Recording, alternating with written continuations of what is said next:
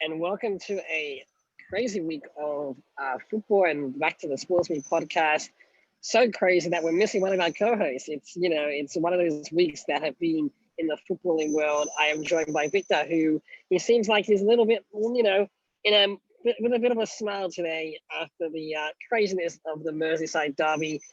As mentioned, Catherine is not here as she is on international duty with England. Just kidding. She's on a busy with university, so she couldn't make it today. We have Sam in the corner moderating as usual.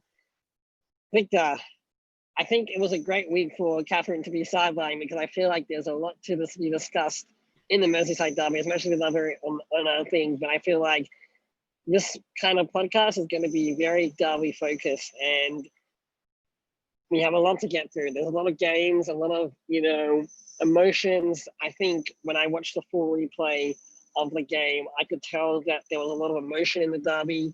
It was definitely very heated. And I think, some of the play, you could tell about that in regards to how the players were like reacting to various incidents.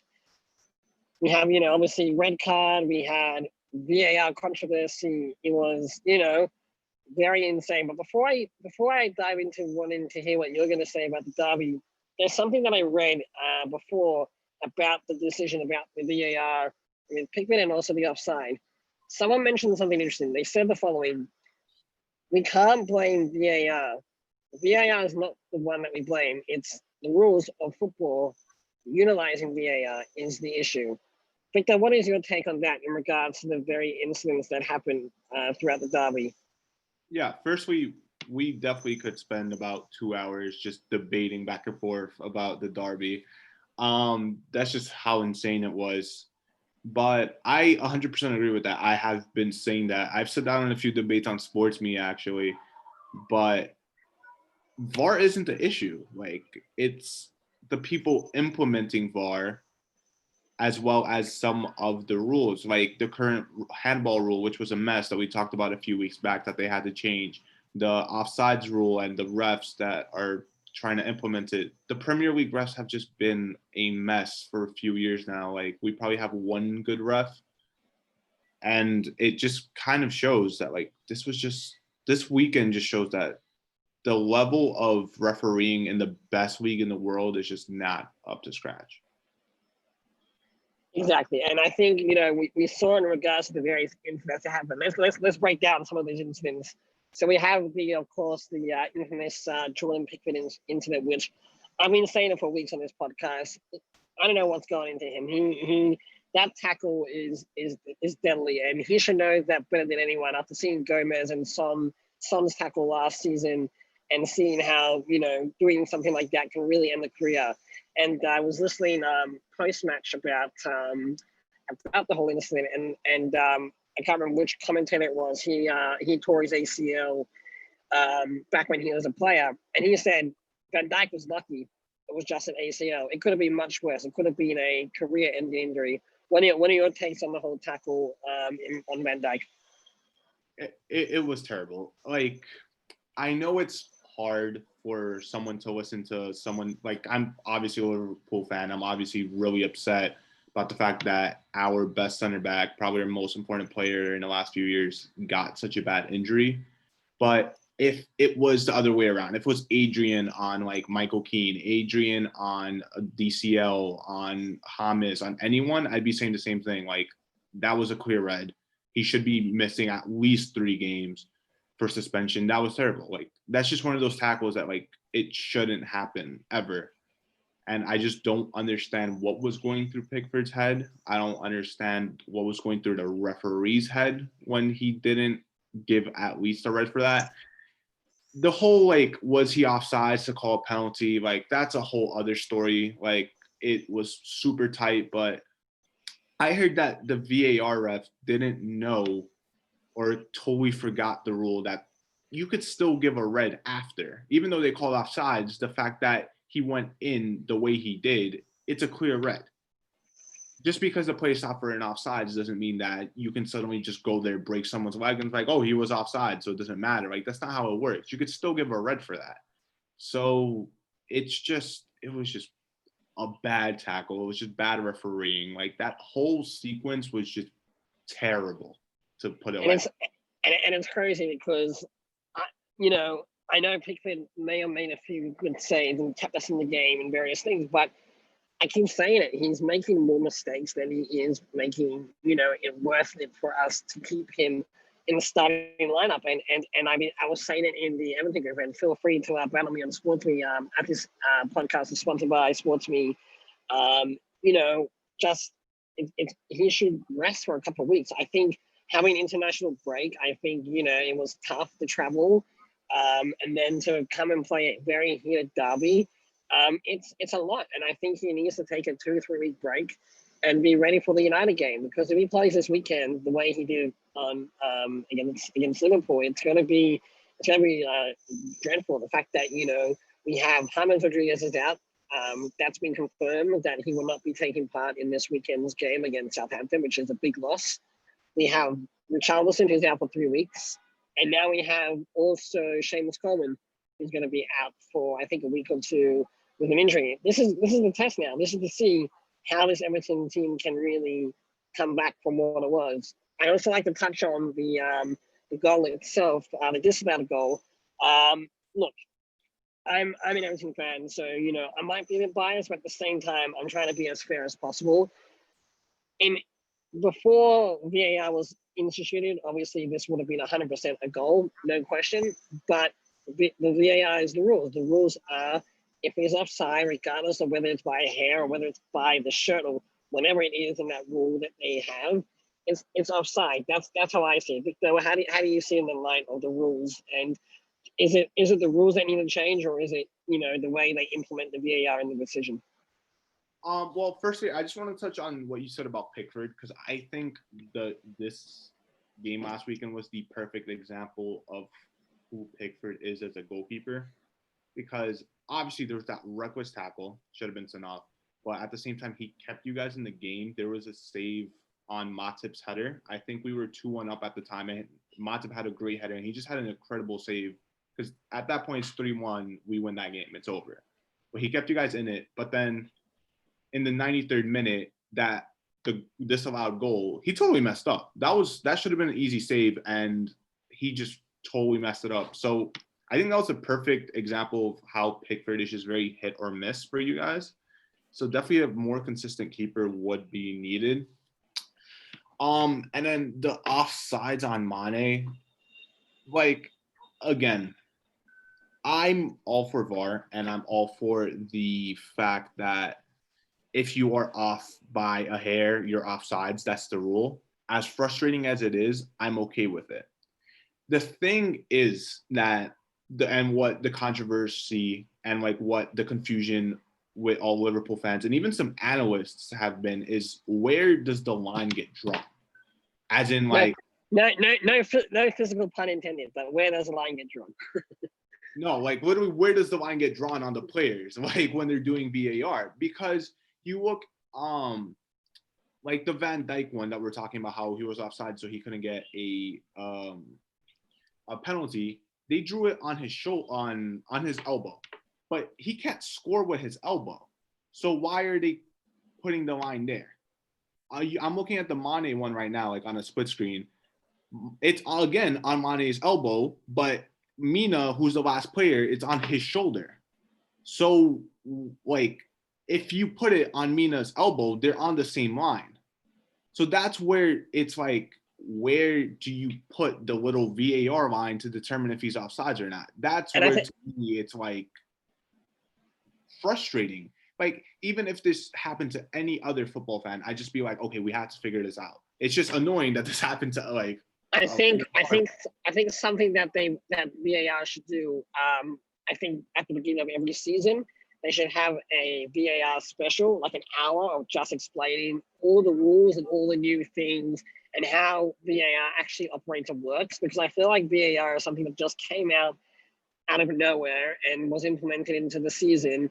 And people understand what it is, but people don't understand the technicality of VAR. And I think if someone came out with like an hour documentary or something with Q&A with the people that run VAR and just be like, this is what happens when this happens, this is what happens when this will happen, this will happen and that will happen, fans will understand that when a decision like this happens, this is what will happen. So I think if I don't know, Victor, if you agree with me. I think maybe that would be a interesting idea for like the BBC or the Sky Sports. Just come out with an hour VAR explanation, show and stuff like that, and just really get fans understanding what VAR is, because we understand how referees work, but we don't. It seems like fans and even analysts don't understand how VAR works now. It's just becoming a crazy mess.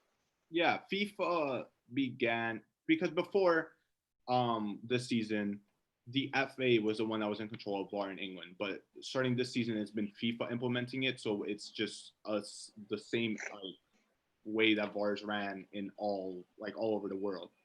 But the thing here is that just like it's again just the offsides rule, and it's like what you learn as a kid growing up is the part of your body that you can score with in an offsides position. And again, you can't score from like elbow to your hand. So why are they marking the line there? Shouldn't the line be marked at the shoulder? So then it's like, why would like that's just where the confusion is to me, and why a lot of Liverpool fans feel really hard done by with this decision, because it just doesn't make sense to me. Look, and I think that's the beauty of football. And at the end of the day, whatever happened in the game, like I'm still happy with the point. I think we did really well to fight back, and we're still top of the league. That's on our end, and that's I just want to give a shout out to Michael Keane, who's just been in phenomenal form. He just I don't know where he's come out of this season. He's really stepped up to be in the fence, and I also like to give a shout out to TCL. He's just phenomenal. He keeps on scoring and scoring. He scores when he wants, really. He's literally scoring every game. He's just a phenomenal player, and I think there's been rumors recently about him making a crazy move to Real Madrid, which I don't think is going to happen. But I love the early season rumors. Yeah. I mean, like we've been here for about 20 minutes. It feels like, and we haven't even talked about the game, because controversy aside and everything, it was a great game.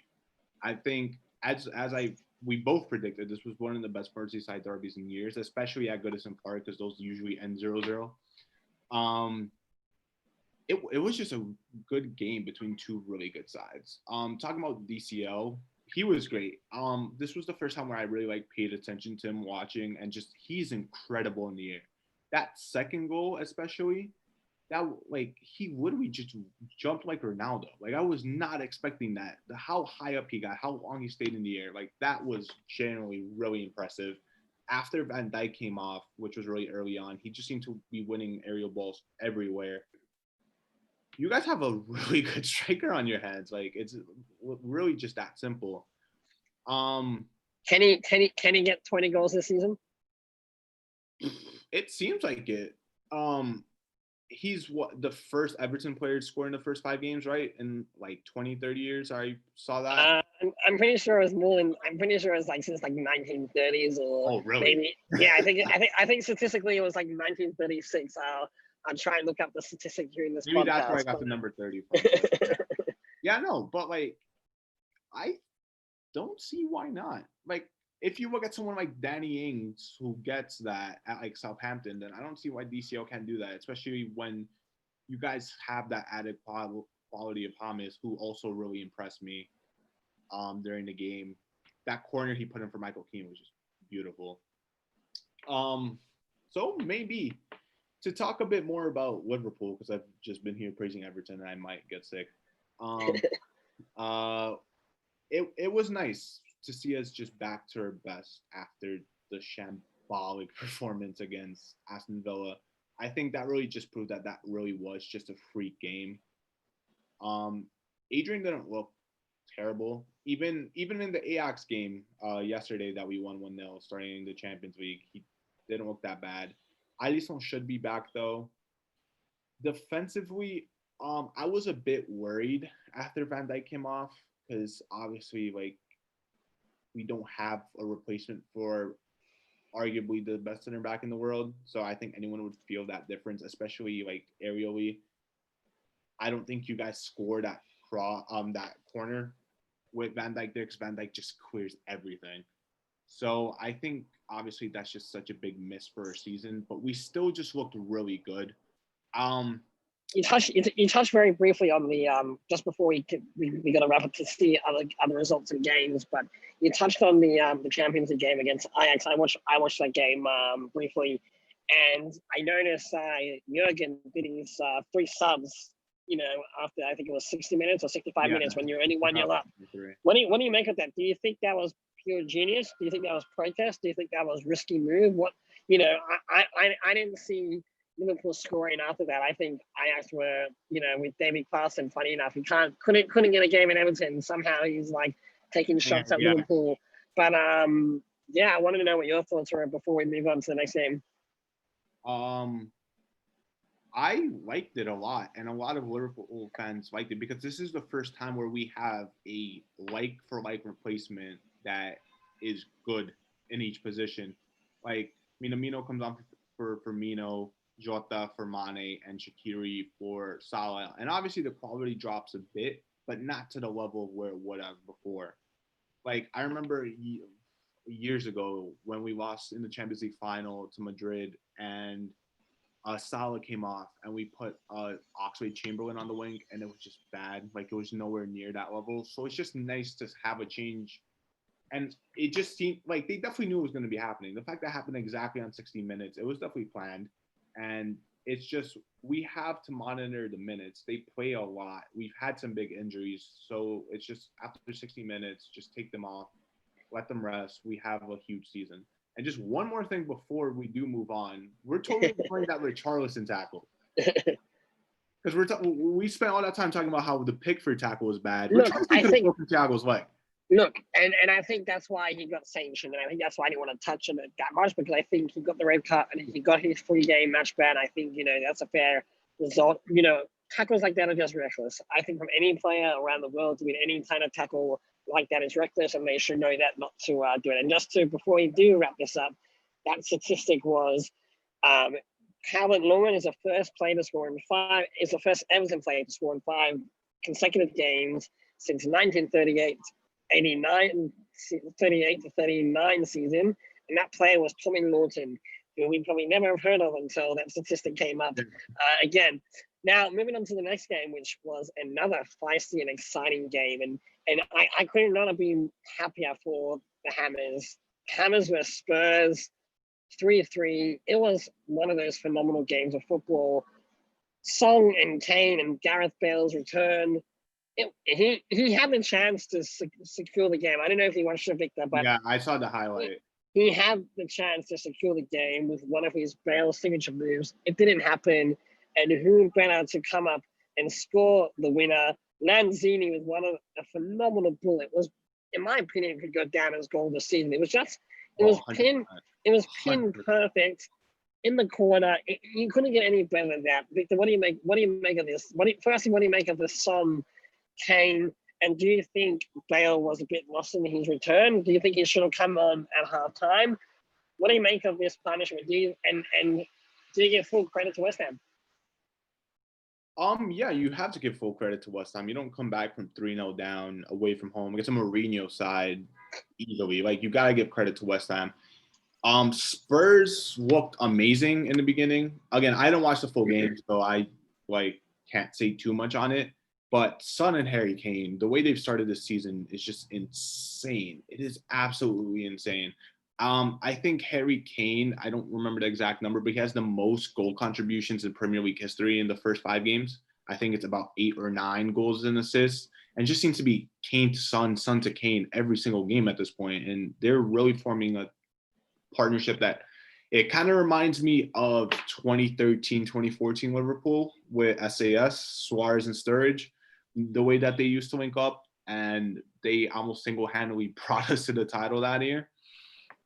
But Bale, I don't obviously there have been the memes online about how Bale came on and they lost the game. It's not on him. Obviously, it's not that simple. I think what we saw was exactly what we've been saying, is the quality is there, but it's going to take him time to just get that match sharpness up. And I think the play that you're talking about completely showed that. It was a perfect little bit of skill to get open. It was beautiful, but just that little bit of Matt sharpness missing to just slot it into the bottom corner. So I think that kind of shows, like, if Spurs win this game 3-2, 3-1, we're talking about like, oh, like Bale missed that chance, but he just looks so good. Lanzini scores that one goal in the 94th minute, and so we're like, oh, like, is Bale going to be that good? It's just, that's just how this sport works. Like, it's just a thing about narrative. And if we look at statistics just throughout the match, you can see 11 shots Spurs, 13 shots West Ham.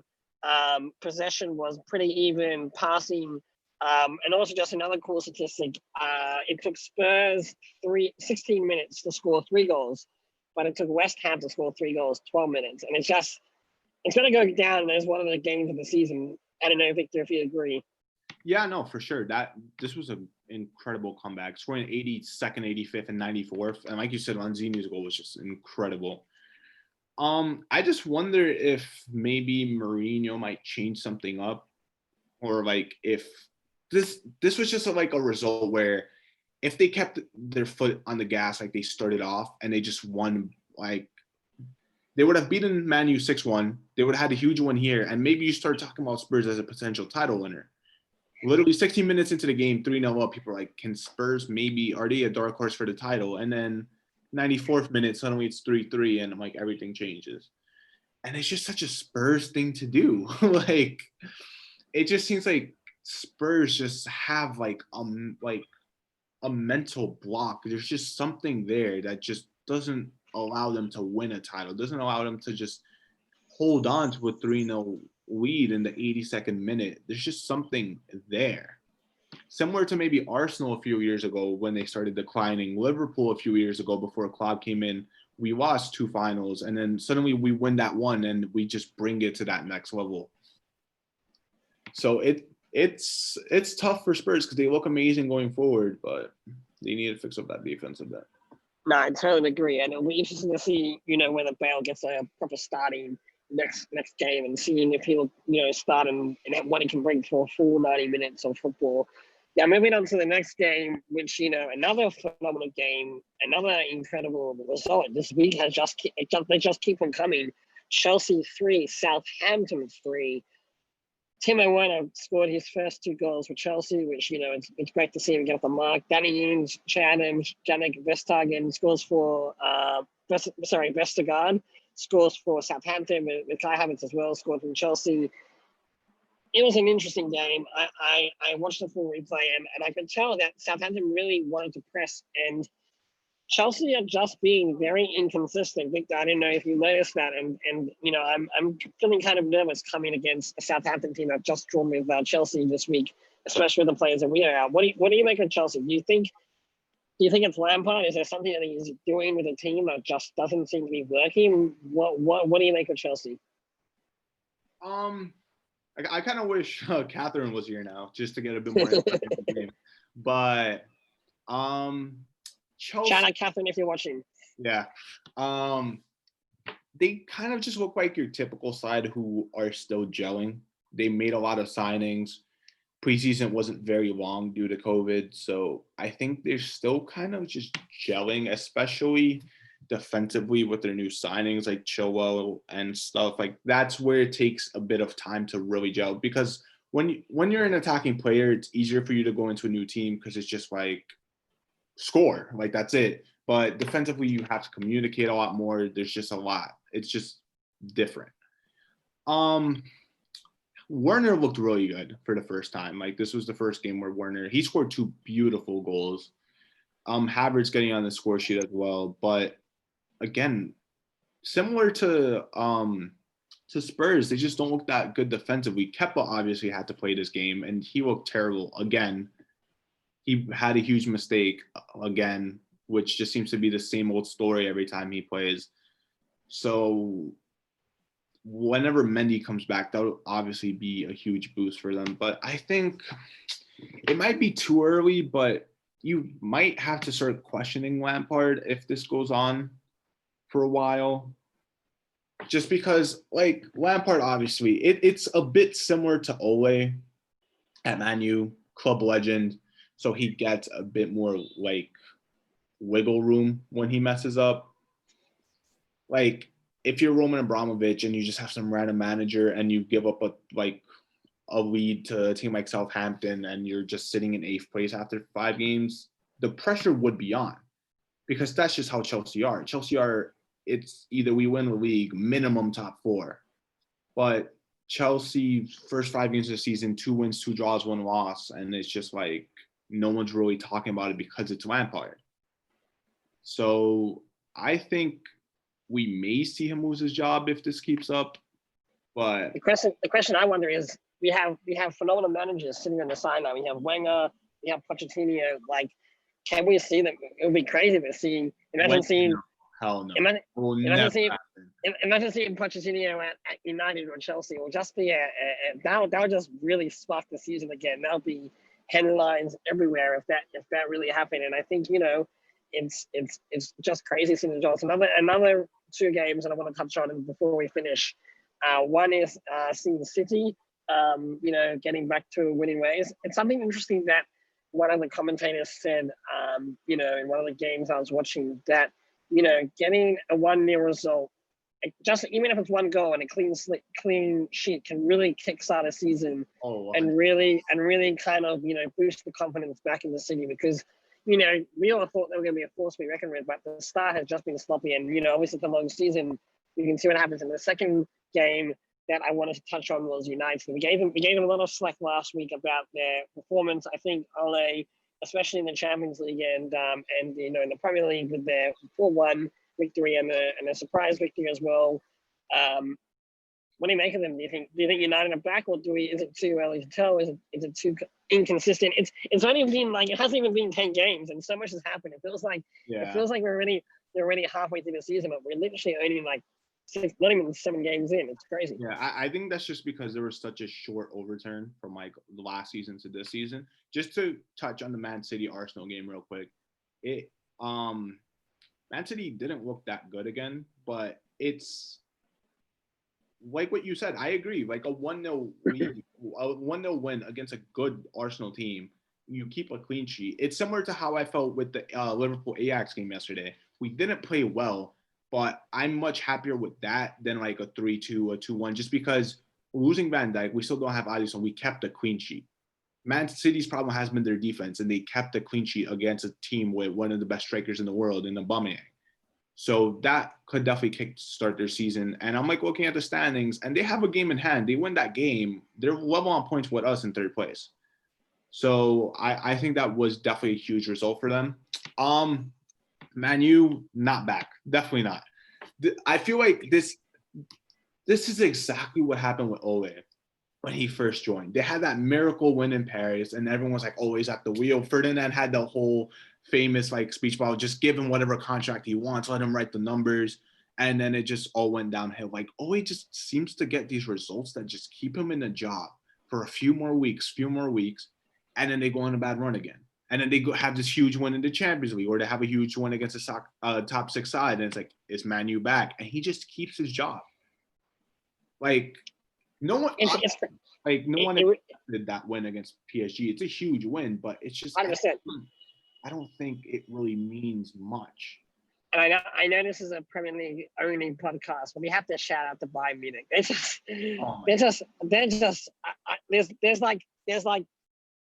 crappy football, really good football, Premier League, and then Bayern is just it's kind of when it came to tennis, how there's the big 3 in the tennis and they just win everything. Bayern are just becoming that force, and it's scary because I don't see them really losing much. That was insane. I don't know if any of you watched that game. Sam, who's just joined back with us. What did you make of the Bayern game? I don't know if you watched any of the highlights of the goals. Do you think Bayern is in for a chance of winning it back to back? I think they can definitely go back to back. I was actually watching it yesterday. They had it like an NFL red zone type of format where they showed all the games and all the live highlight. Bayern Munich just looked unstoppable. I think the 3rd goal was just an amazing 35-yard strike. That was insane. So can they go back to back? Absolutely. Do I think they will? Yeah, I think they will. 100%. It's tough. They look so much better than everybody else. to be honest. It's really tough to go back to back in the Champions League. And the thing is that it's such a long competition that it's like you can be amazing now, but who knows how you're going to look like towards the end of the season. Also, only one game, so I do understand that, but they look really good. It's not even that, because they won the Super Cup. They beat Schalke 8-0 in the league. But at the same time, they also had their freak result similar to Liverpool where they lost 4-1 to Hoffenheim. So it's like that's just the beauty of the sport. We don't know what's going to happen. But with that being said, I went into the season with them as favorites, Liverpool close favorites. But with us losing Van Dijk, if we don't sign a world-class center back in January, I think Bayern are the clear favorites just because everyone else doesn't look that good. Like Madrid don't look that good. Barca don't look that good. Man City, I never rate them in the Champions League because Barca are ninth. They lost against Getafe. Like I knew what was going to happen with Koeman joining. Like he's not a manager. He can't manage a top four. Madrid lost to Shakhtar when Shakhtar had 10 of their starters missing due to COVID. Like it's just such a crazy season. And it's just going to get crazy and crazy. One last shout out before we go to our hot fuzz of the week. Aston Villa, wow, they've just come out of nowhere, really coming to play in this year's Premier League. And Ross Barkley, he's really proven a point. He's really showing the point to prove. And tomorrow they play Leeds, which I think will be a phenomenal test of the game to see where they really stand with league performance and stuff like that.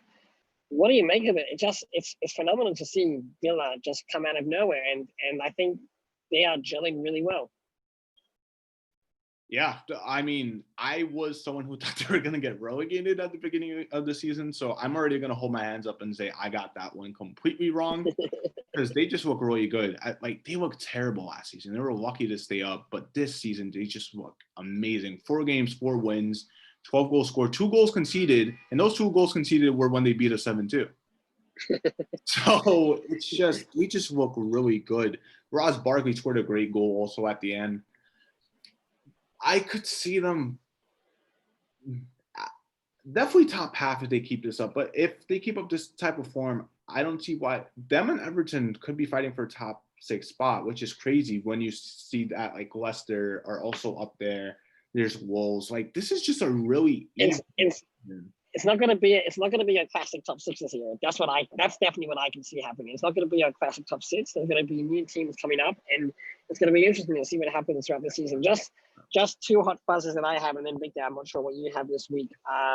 One of mine is this constant annoyingness of this European Super League that I read up this week. I don't know, Victor, if you read about it. Why are they trying to just constantly change tradition? It's really bothering me, the fact that they constantly want to make more money, make more entertainment, ruin the tradition that we have. I don't know, and it seems like it's something that Liverpool and Man United are, because they want more money. It was like the project that was done a couple weeks ago that was declined. What's happening? Why do they constantly want this? What good will this do to football? This would be terrible for football. I made a battle on this on SportsMe actually, and I'm totally against it. I think every single real football fan out there is against it. It's a money grab, and there's a ridiculous amount of money. You're talking about 4.6 billion pounds, $6 billion from JP Morgan going into this, so it's like putting everything aside and putting yourself in like a business perspective and say you own one of these clubs. It's like, yeah, like who would say no to a $6 billion, like $6 trillion billion, whatever, the numbers are insane, $6 billion competition. Like it's like you wouldn't say no.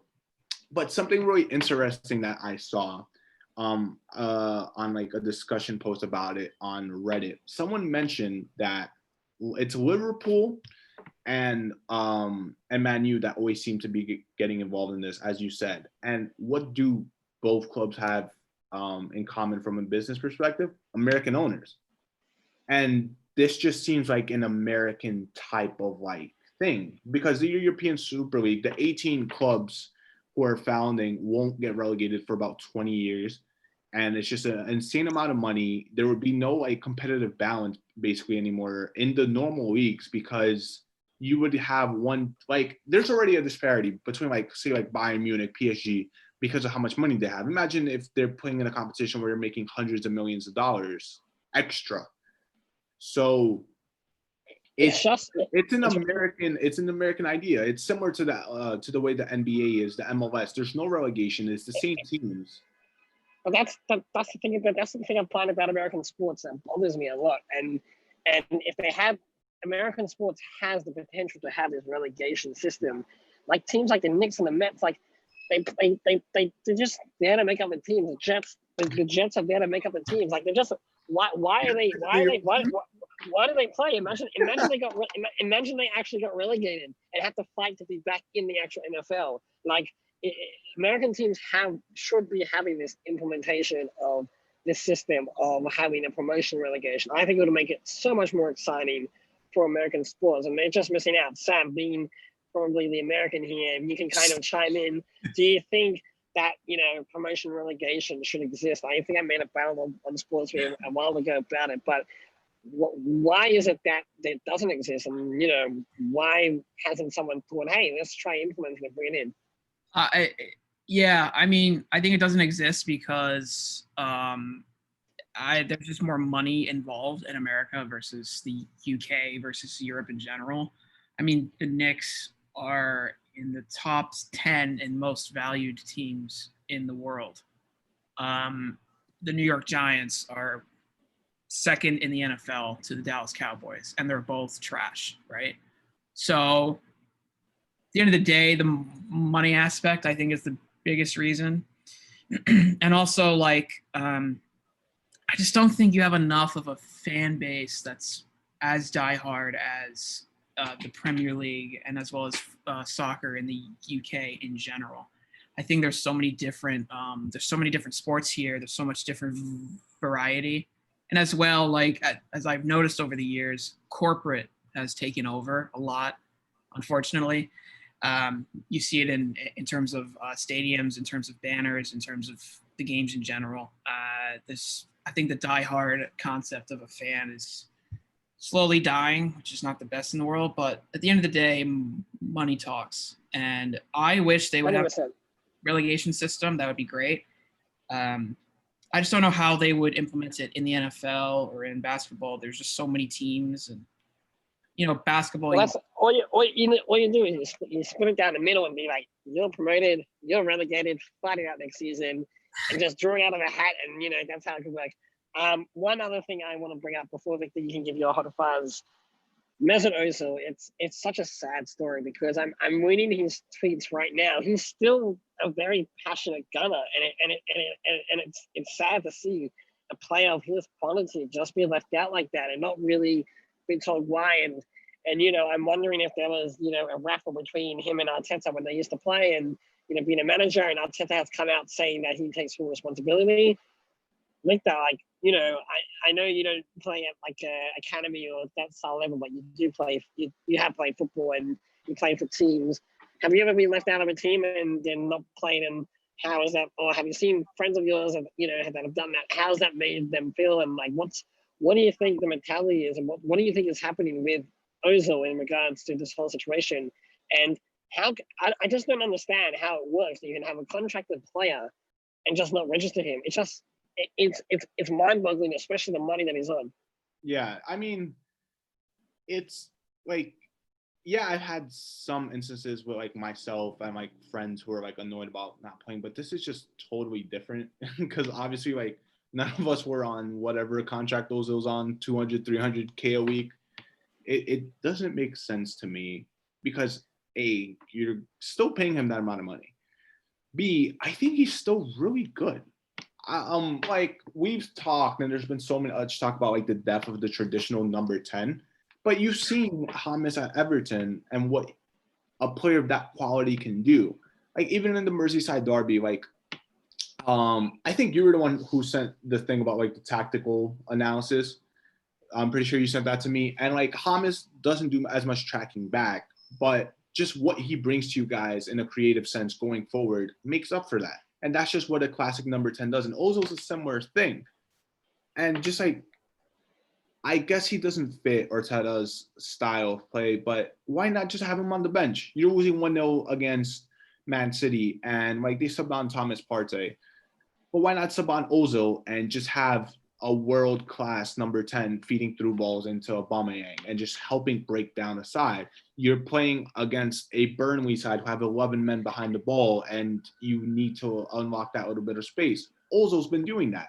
Ozil has won a World Cup doing that. Ozil has won Champions League doing that. So it makes no sense to me. Like I also just feel really bad for him. But I think it's something that should really be implemented in the rules. If you're under contract and you're deregistered for the season, you should be allowed to talk to other clubs. It's simple. It's not fair that he now, a quality player that he is at 32, has to sit on the sidelines and only be used for like what, EFL games and FA Cup games. Like it's ridiculous. Yeah, I think it's ridiculous too. Like he still has the quality to play. We would take him on the bench, just like to be as like a support system for 10 minutes. Come on, like we'll take him. Obviously his salary is good, but I'll be happy to take him. I know a lot of people disagree with me in the Everton group, but I'll be very happy to take him. Yeah, no, like I'm like thinking about it because he's still not that old. I obviously want to take him at Liverpool because like we're obviously a different level compared to Everton. No offense, but yeah. At 32 years of age, you gotta fool him. And then like he's never needed to run much. Like it's not like he's just like super like dead from running like 15 kilometers every game. He could definitely go to like a Leicester and do a job, or Wolves. Like I still think he can do a job at Arsenal. So I don't see why he hasn't tried to leave. I don't see why he hasn't just been like, okay, you guys don't want me here. I'm gonna rip up my contract. The only thing I can think of is it's similar to a Bill situation where he's just making so much money that he's happy taking home his $300K a week, and I kind of don't blame him at that point. But who wouldn't be happy taking $300K a week, just like being like that's a Porsche here, a Porsche there, pretty sure he's show up to training and that's it. But I would honestly love for Ozil to do again. I keep bringing up James because I feel like it's such a similar situation, like same position. Zidane just wasn't using him, and he took a bit of a step down.